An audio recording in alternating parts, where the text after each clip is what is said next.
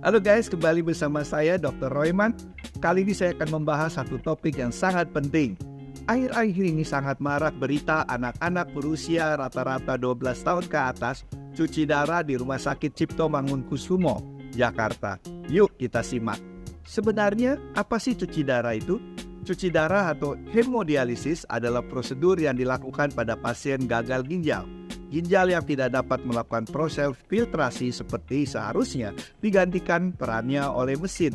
Sampah metabolik dan cairan berlebih disaring dari darah sebelum dikembalikan ke tubuh pasien. Gagal ginjal dapat dibagi menjadi 3 berdasarkan tingkat keparahannya. Yang pertama, acute kidney injury atau kondisi disfungsi ginjal akut yang ditandai dengan kenaikan tingkat kreatinin darah dan penurunan produksi urin.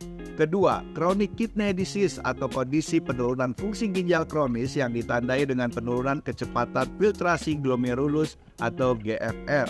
Ketiga, end-stage renal disease atau kondisi di mana gagal ginjal sudah sangat parah sehingga harus menjalani renal replacement therapy yang dapat berupa hemodialisis atau bahkan transplantasi ginjal.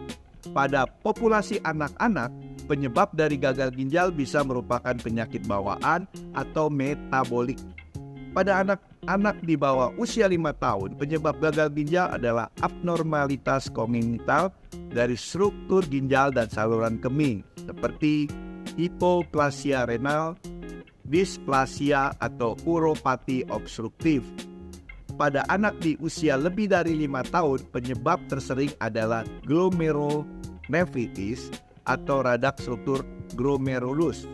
Kondisi ini dapat diturunkan dari orang tua ataupun dihasilkan dari pola hidup yang tidak sehat.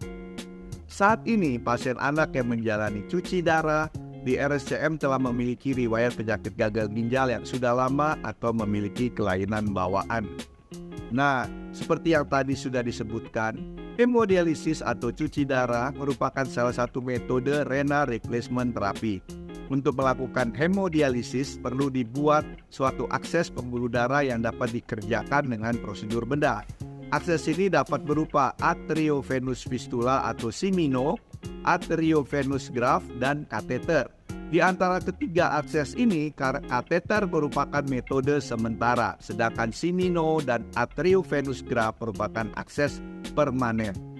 Sejauh ini simino dianggap sebagai opsi terbaik untuk pasien hemodialisis. Simino pada anak-anak tidak jauh berbeda dari simino pada pasien dewasa.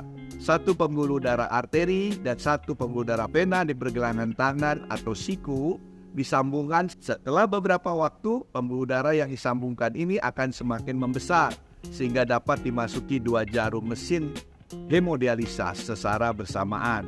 Salah satu jarum berfungsi untuk mengambil darah yang harus difiltrasi, sedangkan jarum yang kedua berfungsi untuk mengembalikan darah yang sudah difiltrasi kembali ke tubuh. Nah, Papa dan Mama, yuk simak beberapa tips ala Dr. Royman untuk menghindari buah hati cuci darah di usia muda.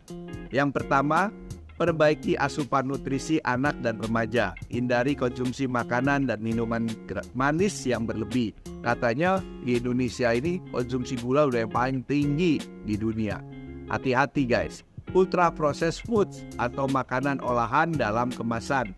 Makanan dengan kadar garam tinggi, makanan dengan kadar lemak tinggi, dan kafein.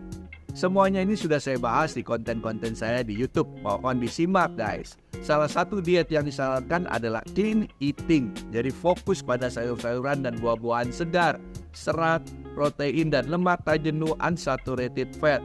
Pada prinsipnya, makanan whole foods yang diproses secara minimal itu yang paling baik.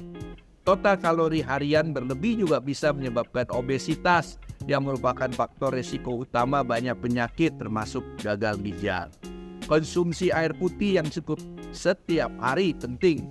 Anjuran dari WHO untuk anak berkisar antara 1 sampai 2,2 liter air per hari, disesuaikan dengan usia. Untuk remaja, hindari begadang, merokok, dan konsumsi alkohol karena memiliki dampak langsung terhadap ginjal dan organ-organ lain.